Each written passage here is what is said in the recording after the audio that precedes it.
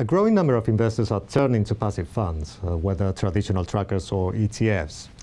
The basic concept of passive investing is fairly straightforward. Passive funds replicate the performance of an index.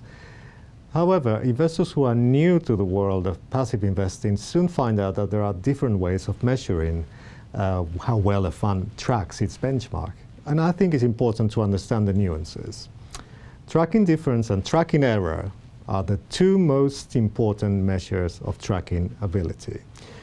Some investors think that these two terms, which are commonly used by the passive fund industry, are exactly the same, but they're not.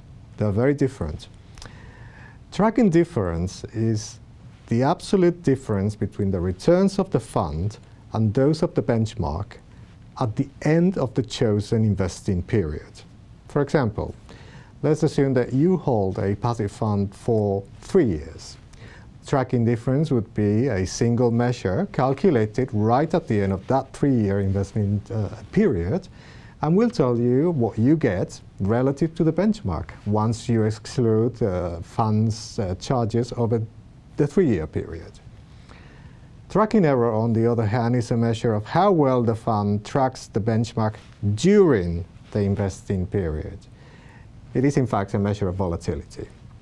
A small tracking error indicates that the passive fund will tend to follow the benchmark very closely throughout, whereas a large tracking error indicates the opposite.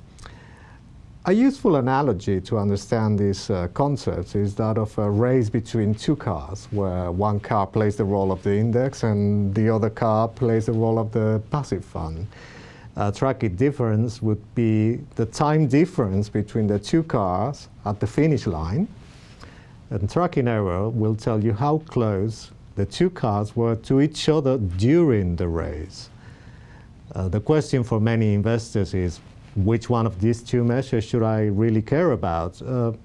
Well, both have their merit, but at the end of the day, I guess that we're more likely to care about the final outcome.